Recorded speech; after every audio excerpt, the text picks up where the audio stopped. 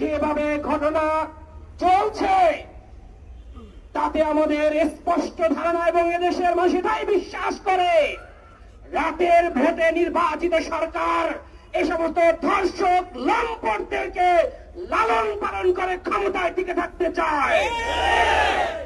আজকে বাংলার প্রতিটা নাগরিক জেগে উঠেছে, ছাত্র যুব সমাজ জেগে উঠেছে। আমাদের যদি প্রধানমন্ত্রী আপনি এই ধর্ষকদের যদি লাগাম টেনে না ধরতে পারেন তাহলে এই জনতা খেপে আপনার মস্তকে আঘাত করবে, তখন কিন্তু আপনার ক্ষমতাও টিকবে না। ঠিক কিনা বন্ধুগণ?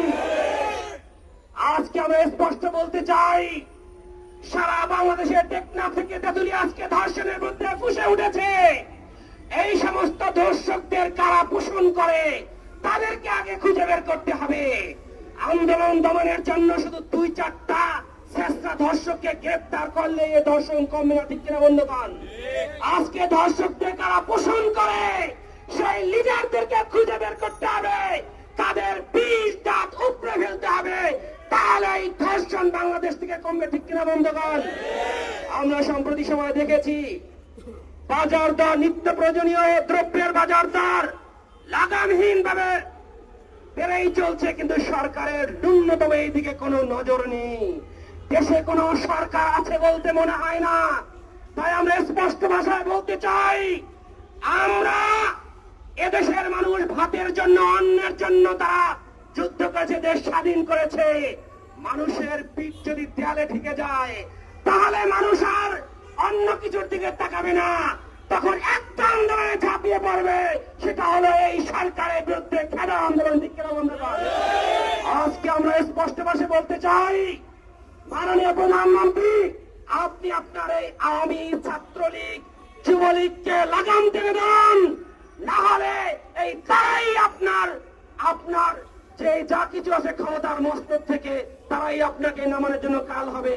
তাই আমি অনতিবিলম্বে সকল ধর্ষকদের দৃষ্টান্তমূলক শাস্তি, অর্থাৎ তাদেরকে ফাঁসির কাস্টে ঝুলিয়ে মারতে হবে, এটাই আমাদের দাবি। মিছিল হচ্ছে, দিনে প্রতিবাদ হচ্ছে, রাতে মিছিল হচ্ছে।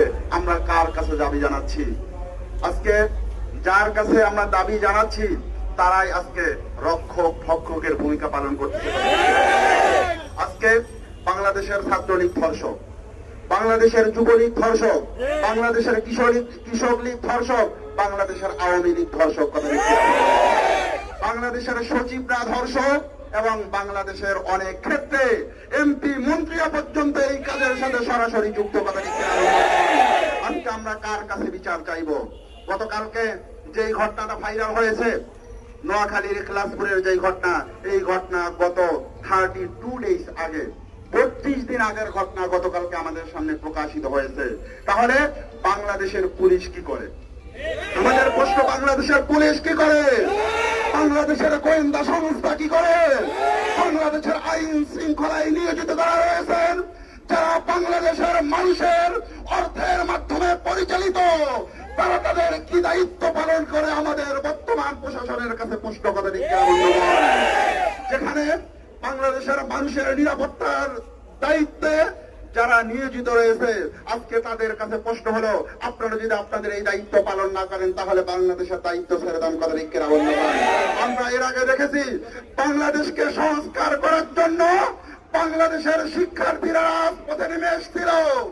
বাংলাদেশের ট্রাফিক যাতে পুলিশ আইন ভালো করে সুন্দরভাবে চলে, বাংলাদেশের শিক্ষার্থীরা রাস্তায় নেমে আসছিল। খবর আছে আপনাদের? বাংলাদেশের ছাত্র সমাজ কিন্তু বাংলাদেশকে সুন্দরভাবে করতে চায়। বাংলাদেশের যুব সমাজ কিন্তু সোনার বাংলায় বাংলাদেশকে পরিণত করতে চায়। আজকে বর্তমান প্রধানমন্ত্রীর কাছে আমাদের উদাত্ত আহ্বান হলো, প্রধানমন্ত্রী মনে করেছে এরকম হুজুররা প্রেস ক্লাবে আসবে, হুজুররা পল্টন ময়দানে প্রতিবাদ করবে, এই ছোট্ট ছোট্ট প্রতিবাদ দিয়ে কোনো কিছু হবে না। প্রধানমন্ত্রী প্রশাসন এরকম মনে করে বসে আছে। কথা ঠিক কিনা বন্ধুগণ?